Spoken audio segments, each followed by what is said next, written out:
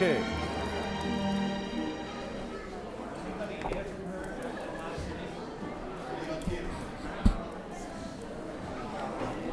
Good evening and welcome. Welcome to the Lowell City Council meeting. And we usually start our meeting off with the council prayer. So if everyone would please rise, we will recite our council prayer. Dear God, today as this session opens, we pray that your presence will be before us and everyone who serves in the decision-making process of our city. We pray for direction which will lead our city to be strong and unified. May we continue the legacy of our founders. May we be granted this day the wisdom to make decisions which will be for the good of our city. We also pray for your special blessing on all those who are working to transform our city and make it a better place to live and work. Let us honor America now by saluting our flag. I pledge allegiance to the flag of the United States of America and to the republic for which it stands, one nation, under God, indivisible, with liberty and justice for all. Thank you very much. Mr. Clerk, roll call, please. Councilor Armand Mercia. Here. Councilor Rita Mercia. Here. Councilor Milanazzo. Here. Councilor Broderick. Here. Mayor Caulfield. Here. Councilor Elliott. Here. Here. Councilor Lenzi. Here. Councilor Martin. Here. 9 present. It is my honor and pleasure on behalf of the City Council, Manager Lynch and his administration to present a proclamation to Troy Betancourt to address the World's AIDS Day. And the proclamation reads, whereas World AIDS Day began in 1988, and it is all about raising funds, increasing awareness, fighting prejudice, and improving education. And whereas World AIDS Day 2009 theme is universal access and human rights, and according to the United Nations AIDS estimates, there are 33.2 million people living with HIV, including 2.5 million children, and in 2007, some 2.5 million people became newly infected with this virus. And whereas, while the number of countries protecting people living with HIV continues to increase, 1/3 of countries still lack legal protection, and stigma and discrimination continues to be a major threat to universal access. Now, therefore, I, Edward C. Caulfield, Mayor of the City of Lowell, Massachusetts, do hereby proclaim December 1st, 2009 as World AIDS Day and urge all citizens to join in the celebration given this first day of December in the year 2009 by Mayor Caulfield, the entire City Council, the Lynch administration, and the people of this great city. And before I present this proclamation to Troy Betancourt, I want to thank all of you for being involved, fighting, and trying to address this dreaded disease. God bless you. Troy?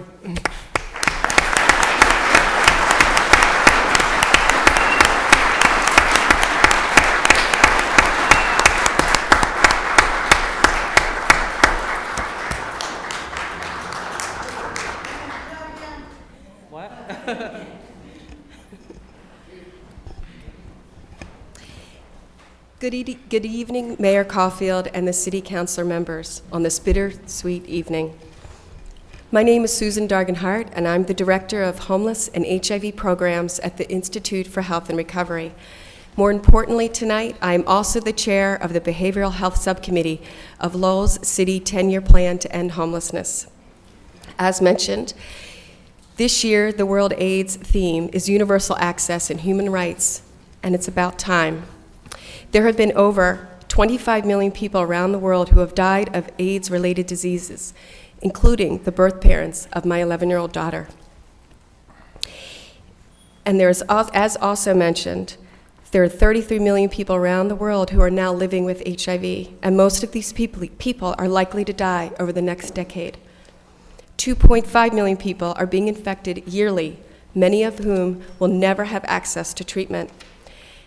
And 2.1 million women, men, and children lose their lives each year. On this World AIDS Day, Lowell has many champions: Linda King, Allison Lammy, Susan Murphy, and others at the City Division of Planning and Development. Other champions, Lowell Community Health Center, Lowell House, Community Teamwork, Massachusetts Alliance of Portuguese Speakers, Project HEAL, and many of you here, who, like the global leaders, continue to pledge to work towards universal access for HIV/AIDS prevention, treatment, and care, recognizing these as fundamental rights. However, our homegrown heroes not only pledge, but do act and are committed to eradicating this disease through prevention and HIV testing efforts, while providing an excellent standard of care to those who've been infected by it. Times are tough for all of us, but most for the disenfranchised. The homeless are at most risk. Poor and low-income people with HIV are at great risk. People who struggle with alcohol and drug issues are at great risk. Not the people, but the issues and problems are great cost to our fine city and state. People living with HIV/AIDS has increased by 11% in Lowell, yet only 4% statewide. And of that 4% of increase in infections statewide, 48% were here in Middlesex County. The National Alliance to End Homelessness estimates that 3.4 of homeless people were HIV positive in 2006, compared to only 0.4% adults and adolescents in the general population. Heroin and needle use continue to be prevalent, as 46% of Lowell's substance use treatment admissions in 2007 were heroin injection drug use. A third of these folks were homeless. 1 out of 5 people infected in the United States does not know it. Studies indicate that the prevalence of HIV among homeless people can be up to 20%, with some subgroups having a much higher burden of this disease. Universal access and human rights, promoting housing, new infections can be prevented. And people who have HIV can live free from discrimination, dire poverty, and homelessness. World AIDS Day provides an opportunity for us all, individuals, communities, and political leaders, to take action and ensure that housing and human rights are protected, and our city, state, and global targets for HIV prevention, testing, treatment, and care are met. According to a New York study, formerly homeless people were 4 times more likely to get medical care once they had been placed in supportive housing. Housing also increases the likelihood of receiving and adhering to medications, preventing the disease, becoming productive citizens, and costing taxpayers a lot less money. In closing, one of the major goals of the Behavioral Health Subcommittee is to create more housing opportunities for people with HIV/AIDS. The Institute for Health Recovery, Project HEAL, is the only HIV-positive supportive housing program providing permanent housing in Lowell. 6 individuals with HIV and 2 with Hep C. As well, there's a very limited funding through Housing Options for People with HIV/AIDS, HOPWA, administered through the City of Lowell for all of Middlesex County, which includes also the City of Cambridge. We absolutely appreciate the City of Lowell's assistance with these programs, but think about the statistics I gave you moments ago. We need to do so much more. I call upon each of you as champions in this fine city to continue to support housing and services for people living with HIV/AIDS, as well as efforts to prevent even one more infection. Thank you.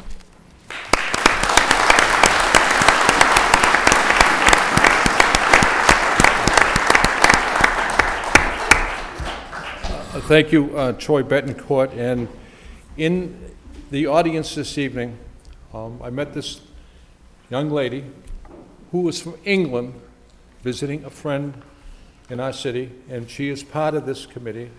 And I'd like to recognize Kasum Omfor Nawat.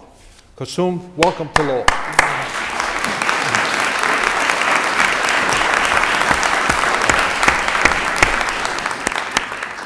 Once again, speaking on behalf of the City Council, Manager Lynch, and the residents of this great city, we applaud you for what you're doing. And this dreaded disease has to be addressed, arrested, and put to sleep in our lifetime. And we applaud you for your efforts, and we are proud to present this proclamation every single year and declare December 1st as World AIDS Day in Lowell. So thank you very much. Thank you.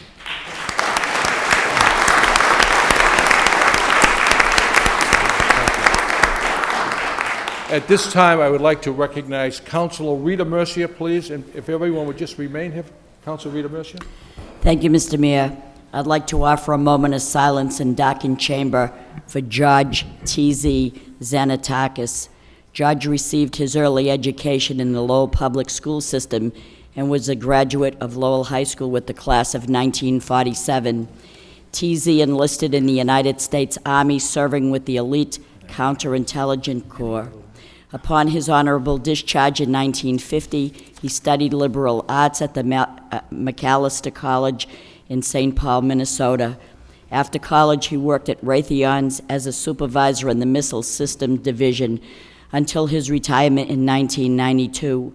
George was a devout member of both the Transfiguration Greek Orthodox Church and St. George Greek Orthodox Church in Lowell. TZ was a life member of the Greek American Legion Post 1. He served as their commander for over 30 years. He was dedicated to his heritage and to his fellow veterans. He was extremely generous and was known for his extraordinary Memorial Day events at the post. And most of us knew that when we attended and saw it firsthand. George dearly loved his fellow comrades, but would not hesitate to warn them about paying their dues and keeping the post clean. He will be greatly missed by his family and his many dear friends and comrades. TZ was a big man with a big heart. He was beloved by all because he loved those that he met. He was my dear friend who gave me the honor of being a member of the Greek American Legion. He truly was loved, and he will be truly missed. Thank you. Thank you, Counsel. George Xanatakis was proud to serve his country with pride and distinction.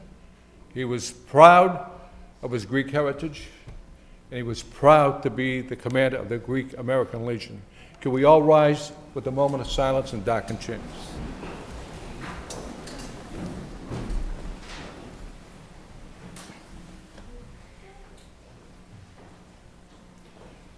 Thank you. May he rest in peace.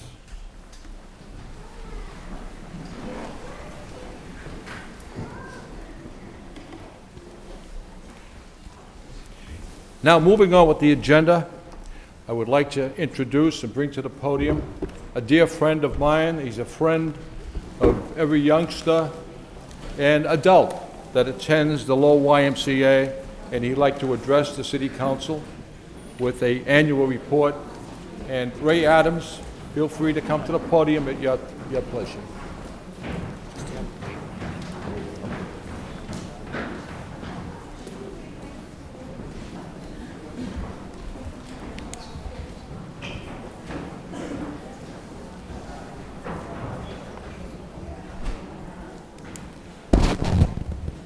Just wait a minute until Yeah, sure, take your time. chamber clears a little.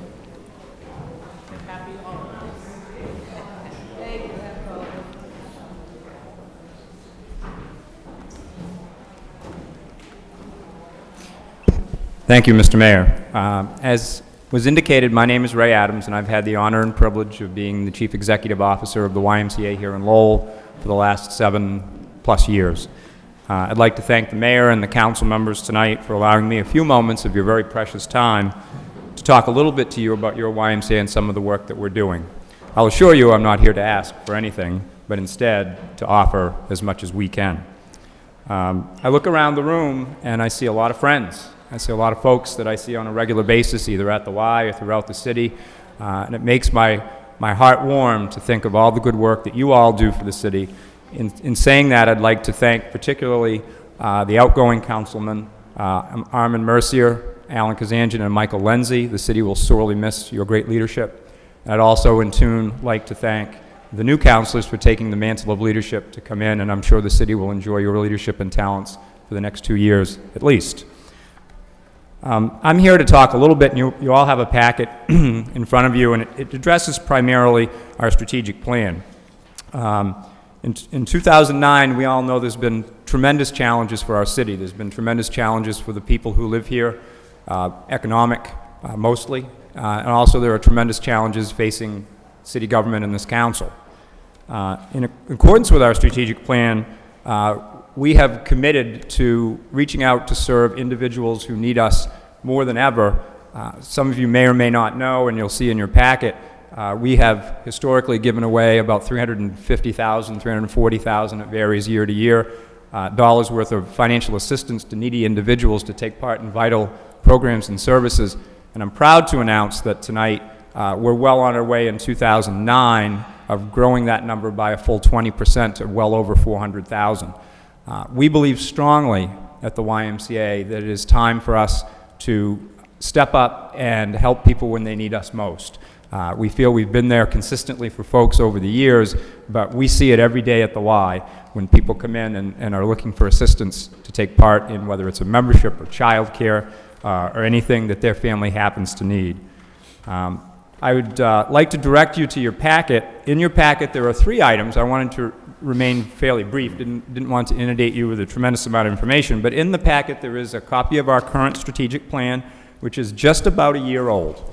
Additionally in there is an update that talks about some of the accomplishments that are either have been made or in the process of being made this calendar year. And additionally, there's also a quick fact sheet in your packet which kind of gives a little bit of a taste for some of the major programs that we do. I'd just like to highlight a couple, particularly child care, because that's where a large part of our financial assistance needs to go. Most folks probably aren't aware that over 200 children each day are participating in an after-school care program through the YMCA, not just at the YMCA, but also at the Riley School in partnership with Lowell Public Schools, as well as the Hellenic American School in partnership with that school. In the summertime, we service almost 600 kids a day at 5 different camps. The largest one is located in Dunstable, where we're capable of busing hundreds of children over the course of the summer from inner-city Lowell to Dunstable on a lake where they experience nature, which they probably haven't had an opportunity to do quite in that realm. From an aquatic standpoint, we'll teach 6,000 kids to swim this year, not just at the Y, but also at various off-sites. We run lessons at the vocational school in Tingsboro, and we also run this past summer, we ran 6 outside sites during the summer. Youth sports is a big part of what we do. We run 12 seasons of youth sports, servicing about 1,500 kids annually. And I don't want to go on and on because I know you have some very important work to do, but I would like to highlight a couple of things that I don't think that most folks are aware of. First and foremost, I don't think most folks are aware of our partnership with about 12 area churches that feed the homeless every Saturday and Sunday afternoon at the Y. About 100 people go through that program each weekend. I also don't think folks are aware of a program that we run more internally for our families, a Christmas program where we provide Christmas gifts and food for our families who are on our financial assistance program who clearly don't have the resources to provide the Christmas that they so duly deserve.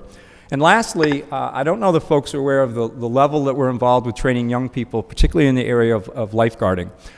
In 2009, we'll have trained over 150 young people, 15, 16, 17 years old, to be lifeguards and help them to move on to gainful employment somewhere, if not at the Y, somewhere else. Of course, we hope it's at the Y. In closing, I'd like to thank all of you for all the city has done to help us help others. Certainly the CDBG program has been helpful for us over the past many, many years since I've been in Lowell. And there's been much help coming from the CDBG program for our roofing projects. And additionally, probably wholeheartedly, mostly, I would like to say thank you for your advice and counsel.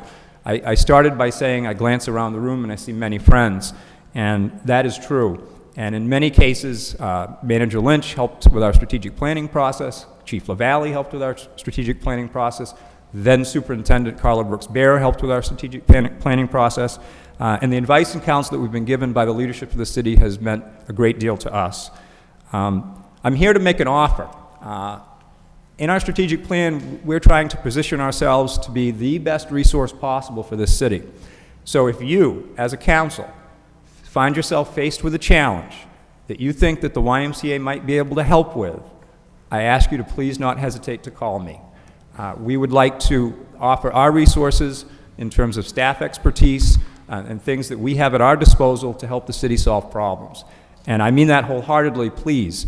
If you think that there might even be a remote chance that there's something the YMCA can help you with, feel free to give me a call. Lastly, I'd just like to open the floor in case, I know you have a busy agenda, but in case there are questions, I would be more than happy to answer any questions that current council or future council would care to ask of me. Any question? Councilor Lindsay? Thank you, Mr. Mayor.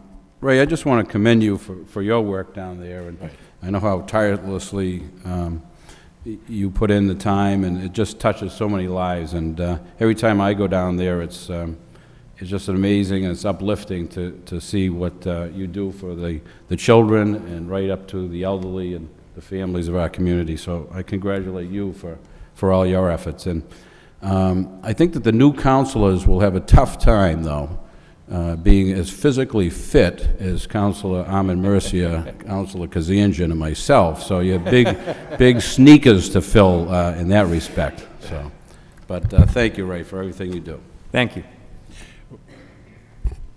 Councilor Rita Mercer? Thank you. Do you have a swimming pool at your place at the Y? Yes, we do.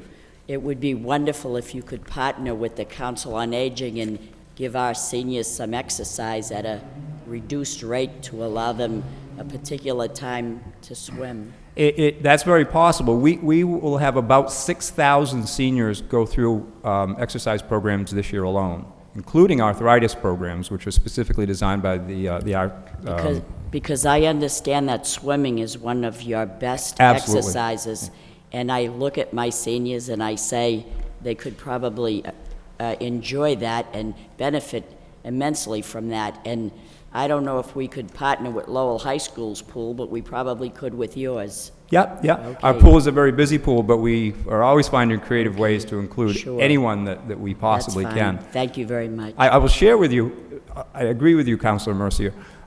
We have an individual, and I'm going to leave her name out because I don't want to embarrass anybody, that came to us about 5 or 6 years ago in a wheelchair that literally couldn't move and would spend 2, maybe even 3 hours in the pool on a daily basis. And I can tell you today, and I compliment her every time I see her, she's there almost every day, she can actually swim now. She can actually stand out of her wheelchair, and it's just amazing what exercise in the water can do for folks with disabilities, folks, older folks, seniors. You're absolutely right. It's a tremendous, tremendous benefit. Thank you. Thank you. Raymond, I would like to echo the feelings of Michael Lindsay and my colleagues that we should be thanking you for the great work that you do at the YMCA. I'm down here often.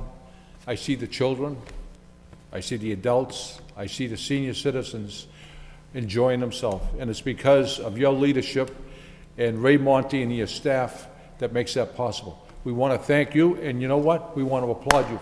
Thank you. Thank you very much. Thank you, Ray. Thank you. Thank you. And I'll entertain a motion to accept the minutes of the last meeting by Councilor Milonazo, seconded by Councilor Martin. All in favor signify by saying aye. Any opposed? The minutes have been accepted and placed on file. Communications for Manager Lynch. Councilor Rita Mercer. Thank you, Mr. Mayor. Through you to the city manager. Mr. Manager, it's not in our packet or anything else, but I ran into a person that was very concerned about the 7 Victorian lights that are out on Kirk Street. I just went by there this evening on the way into the council meeting, and I looked, and there were 7 Victorian lights out. And the reason people are concerned about that is because school starts early at Lowell High School, but we're in such a state now where it's very dark in the morning, and for the safety of the students going in so early, if we could have our city electrician or Mr. Manager? whoever's responsible take a look at that. Council, yes, we will have someone take a look at it. Actually, I have the DPW going out to look at a number of the streetlights, Victorian streetlights in the downtown area. There are a number of that are out right now, and I actually was in communication with them today about getting out there this week and having those fixed. So we'll add those at Kirk Street. I know it's about those. lights today. It's about lights, and I just want to talk a little bit about the parade, the City of Lights parade, and the new added features are tremendous. But I can't help, maybe I'm spoiled by the fact that what we had before we no longer have now. But I came through the downtown again this evening, and I was so used to having the lights twinkling on the trees, and it's dark. Yeah. It's dark. In addition, money is, as you know, very, I very know, tight I this know. year. We're trying to live within a real budget with our holiday lighting and so on. And we even the lighting that we have, we've had some taxpayers call up questioning why in these times we're doing that. But we are, in addition to the Victorian lighting that we're repairing, or getting on the DPW to get out there and repair, we're also going to be doing some additional lighting. We've freed up some money that we had after we've made it through the parade, and we're going to be doing a little bit more lighting down there. And also, the city used to do wreaths and garlands around the lampposts for the holiday season that were lit. We're not going to be doing that, but we are looking at doing some wreaths and some other, working with the business community to do some additional work down there. Well, I'm not so much concerned with the fanciness of the wreaths. I No, know I that understand. times are tough, but I'm just so used to seeing the trees Yep. lit and No, it's we dark. are, again, that should be done by the end of this week. We should have some more trees lit down there. And that's something that we do, we try to keep those trees lit throughout the entire year, not just, we are swapping over to the LED lights, which are more economical, so they're longer lasting, use less energy, and doing all of that. But we have some work cut out for the electrical Okay, people this week. Thank you, thanks. Council Elliott? Thank you, Mayor. Mr. Manager, can you update the council on the current tow contract and what the plans are to renew it or put it out to bid? Or can you also refresh us on exactly how much revenue we have generated since it was put out to bid? Sure. If I may, Mr. Mayor, we are going to be putting the tow contracts back out to bid. I met with the police superintendent and the city solicitor yesterday. We went over the tow contracts. As you know, we put those out to bid back in 2006. And then we extended them by 1 year, taking us to the end of this December. It has brought in, I believe the number is about $170,000 a year in additional revenue for the city, having done that. So we're very pleased with the revenue that's been raised. The system seems to be working quite well. Complaints are, we really haven't had any complaints. But we are putting it back out to bid. We have a number of people that have expressed interest that are not currently towing for the city, and we're expecting there to be some good competition. And those specs should be out on the street by the end of this week or sooner. So. Okay, thank you, Mr. Manager. And just for people watching at home, this is not it's not a typical 30B bid, meaning correct. The bid is solicited and it is closed. I mean, how do you explain? I mean, it's just to cover costs, the administrative costs that the city has. So there are some limitations. Is that a good way to? Well, it's frame not, it, or- there are a number of services that the city obtains that are not covered by Chapter 30B, our solid waste contract. Now, we do bid that out on a regular basis, but that's not, we have a little bit more flexibility with that. Ambulance service, tow contracts, insurance, all of these are not required to be placed out to bid, but we try to get as competitive as we can with those. On this, we do put it out in a sealed bid. Will be a sealed bid that comes in, and then we will evaluate those. And we have a little bit more flexibility in terms of choosing who receives them, because we want to make sure that the services provided are of the highest level. At the same time, we also want to get the most money that we can for the city. So last time out, we did go through the process, and we did reject a couple of bidders because they didn't meet the minimum specifications or the qualities that we felt were essential, but we went with the 4 highest bids. We have 4 separate districts of the city. That ensures that there's good competition for those contracts. And in fact, we were dissatisfied with one of the contractors, and we terminated their contract and went to the next lowest bidder. And then we had to go through the process one more time to get another bidder in there. So we do have a little bit more flexibility, but it's It's intended to get the most revenue for the city and also provide the highest quality service for the city. Okay. Thank you. Appreciate it, Mr. Manager. Mayor, I just have one more issue. And I spoke to you about this today, Mr. Manager. This morning, there was some email traffic that started regarding a meeting that is going to take place this Monday regarding the inflatable crest dam at the Pawtucket Falls, which you didn't know about and I didn't know about. But I know that you did speak with representatives from NL, and it is going to take place. And I just want to let people know it. Right. It's at 4 o'clock at the Elks. It's not specifically on the inflatable crest gate. It's on the alternatives to dealing with the flashboards at the dam. A report was filed. FERC, in response to the city's requests as well as the neighbors' requests to FERC, they instructed NL to do an analysis of the different alternatives at that site to deal with the flooding issues and to deal with the flashboards.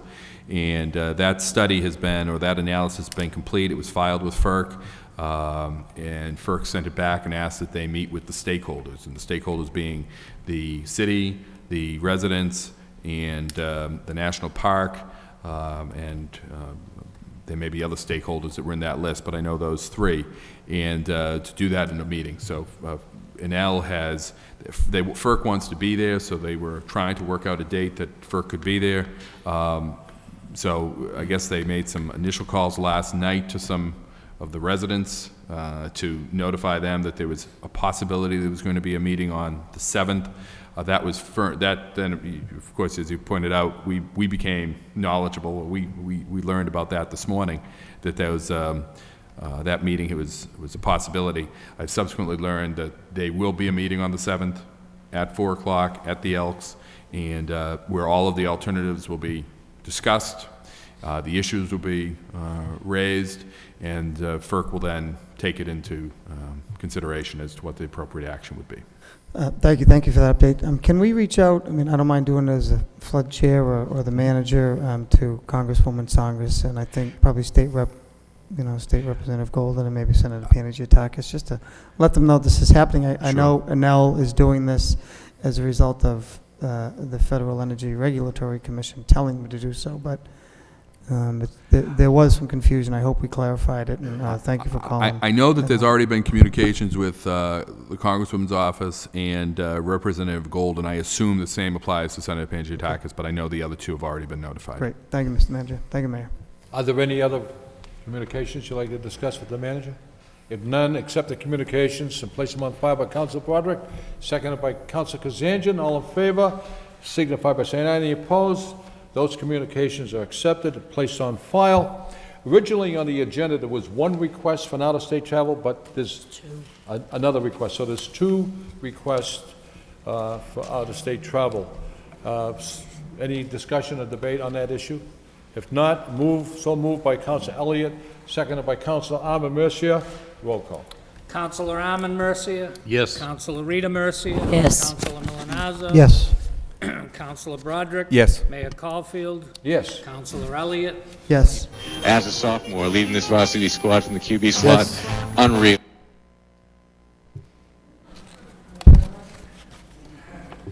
It's like Gilligan's Island.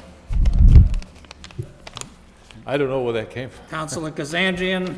Are 100% correct.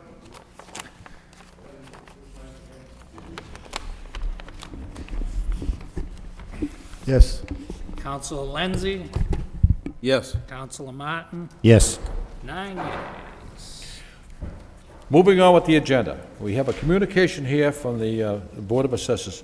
Bernard Lynch, City Manager, City Hall, 375 Merrimack Street, Lowell, Mass. Dear Mr. Manager, on behalf of the Lowell Board of Assessors, I am respectfully requesting that you request the members of the Lowell City Council to advertise and set a hearing date for the purpose of voting on the minimum residential factor to allow the Board of Assessors to calculate the fiscal year 2010 tax rate. As you are aware, the Department of Revenue has not finalized their review of the proposed new growth. However, it is our hope that we will have received final approval prior to the minimum residential factor, hearing. If we find ourselves without final approval at that time of the hearing, we will ask that the hearing be postponed for a week. Thank you for your attention in this matter. Sincerely, Susan A. LeMay, Chief Assessor, Lowell Board of Assessors. Accept the communication placed on file by Councilor Broderick, seconded by Councilor Milonazo. All in favor, signify by saying aye. Any opposed? This is going to be going to a public hearing December 8th. So moved by Councilor Martin, seconded by Councilor Elliott. All in favor? Aye. Signify by saying aye. Manager Lynch. Mr. Mayor, just by way of information, as Ms. LeMay pointed out in her letter, at the time that this letter was written on November 20th, we had not received a final approval, but this past week, at the end of this past week, we did receive approval on our new growth, so we are all prepared to go with this hearing on the 8th. Okay. Thank you. Councilor Broderick? Thank you, Mr. Mayor. Can you tell us what the number was? Did we get the 1.3? We got the new growth was set at just over $2.2 million, so it's about $500,000 more than we had anticipated back at the budget. We didn't get approval of all of the new growth that we had hoped to get, but we got most of that. I said 1.3. You hope it was 2.3? Right. Last meeting? Right. Thank you. Any other questions pertaining to this? It's an absolute must, isn't it, Mr. Manager, that we proceed with this? It is, absolutely. Yes. Okay. Councilor Rita. Thank you, Mr. Mayor, through you to the city manager. As of November 24th, I was looking on the website for the Department of Revenue, and it indicated that we had $30,000 in free cash. Didn't you say we had $500,000? No, we have $500,000 in our stabilization fund. Our free cash is still $30,000. Oh. We won't have our we don't think we'll have our free cash certified probably until the beginning of January. Oh, that's it. That's Okay. separate. Sure, thank you. And I just have one question. Mr. Manager, how much do we have in the overlay account? The overlay account right now, the overlay reserve has just over $2 million. And I do have a report coming for the council with your question, Mr. Mayor, regarding the appellate tax board cases. We have about $2.6 million in claims against that $2 million right now. Okay. Just to explain to the councils-elect, the overlay account is for people who come forward looking for abatements and so forth on their taxes, and I just want to explain that to you. It's right. If Go ahead. I may, Mr. Mayor, also for the sake of the viewing audience as well as anyone that has questions about this, the overlay does, as the mayor pointed out, does cover particularly the overlay reserve, the amount that's set aside, that's left over each year that we have to hold for appellate tax board cases. The overlay itself also covers all of the exemptions that we provide for people who meet certain qualifications regarding if they have disabilities, veteran status, elderly discounts or elderly abatements. Our senior tax rebate program is also covered out of our overlay as well. Thank you. I'm sorry, Councilor Martin, I'm sorry.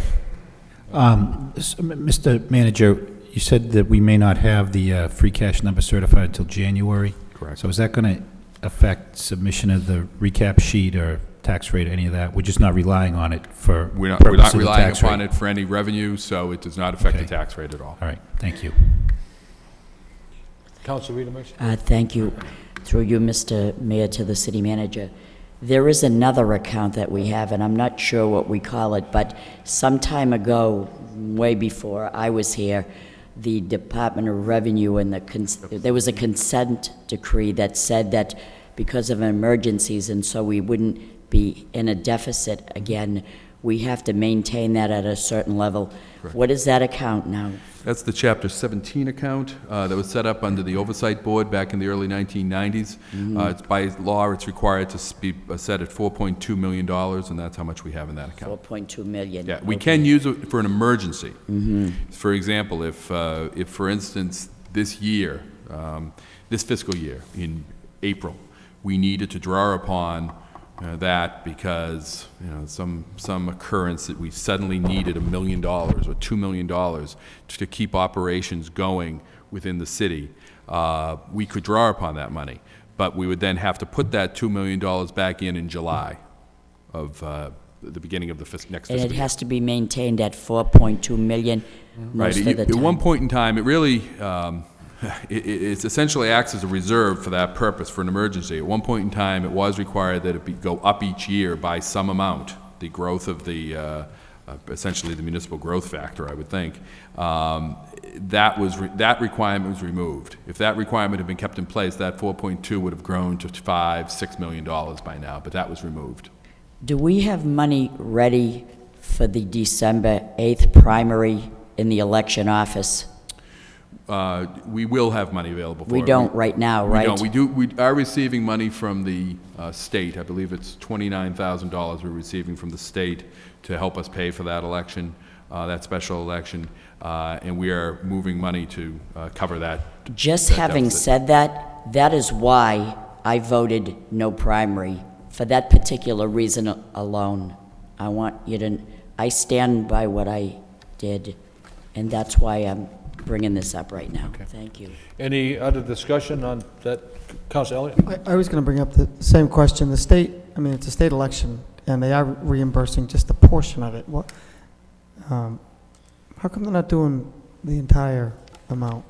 There are efforts underway to see about getting more of the money because does it fit, the question is, does it fit into the category of an unfunded mandate? Because at one point in time, back when the governor had the power to appoint a senator, when a senator vacated the office, they changed that, and that put a burden on municipalities.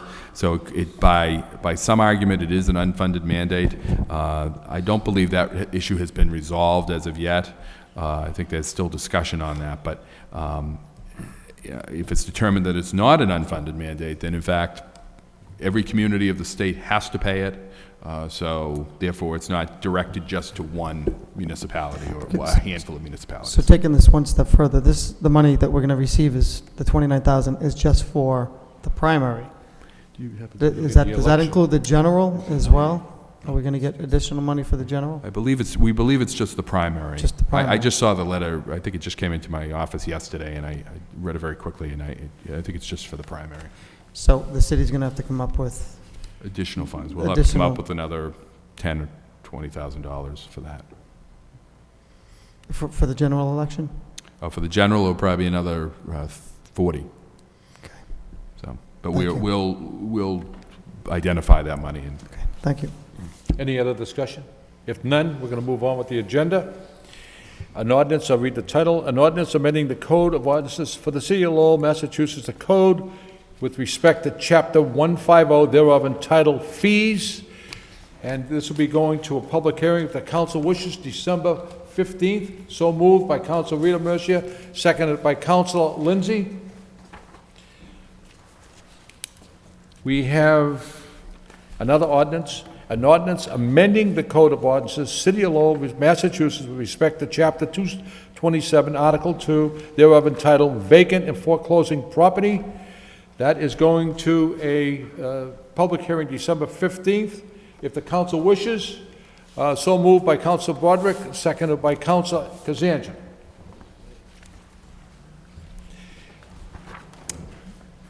We have an order, this is also going to a public hearing, to vacate, discontinue, and abandon certain public interests, rights, and easements in a portion of Lincoln Parkway in the City of Lowell. This is going to a public hearing January 5th. If the council wishes to send it there, any debate, questions? If none, move to send it to a public hearing by Councilor Armin Mercier, seconded by Councilor Rita Mercier. Any subcommittee reports? None? Petitions. We have one claim, property damage, referred to the Law Department by Councilor Lindsay, seconded by Councilor Elliott. Miscellaneous Law Officer Walter Radulski requests projecting sign on Middle Street, referred to the Law Department for proper vote by Councilor Broderick, seconded by Councilor Lindsay. And we also have a pole location, National Grid to place one pole on Morton Street. It'll be going to a public hearing December 15th, so moved by Councilor Martin, seconded by Councilor Milanazzo. We have one motion on the agenda. The motion is presented by Councilor Rita Mercier, and the motion reads, request the city manager to have the proper vote drawn and the proper department place a stop sign on University Avenue at 7th Avenue, creating a four-way stop sign, seconded by Councilor Elliott. On the motion. Thank you, Mr. Mayor. This was at the request of numerous people, and I would like to present to the clerk a petition that says, "We, the undersigned, fully support a stop sign on University Avenue at the intersection of 7th Avenue, making this intersection a four-way stop." This is a petition of 27 people that live in the immediate area who, through numerous times when they've heard brakes screech and near accidents. Now, I know that the traffic engineer is going to look up in that area, and if there isn't like 7 near fatalities, this will go nowhere. It's like someone has to die maybe 5 times before we get it. But due to the tremendous amount of accidents happening lately, I look upon University Avenue and see a thoroughfare where people see a straightaway and just think nothing of just speeding right down. So if we could really check this out and thoroughly investigate it to see that maybe it is warranted. And I know the protocol. I know that it's like there's no pattern of danger there. But if you talk to the 27 people that signed this, and then I know that they could have gotten a lot more signatures, I think it's warranted when you see a street with that stretch of roadway and the numerous near fatal accidents that have happened there. So I'd like to present this to the clerk. Thank you. Councilor Elliott on the motion. This is a good motion. I know that I filed it a number of years ago. I think Councilor Mercy, Ahmed Mercy did as well, and I'm going to support it. And I think we did receive the response back that Councilor Mercy alluded to, that because, you know, they look at accident data, and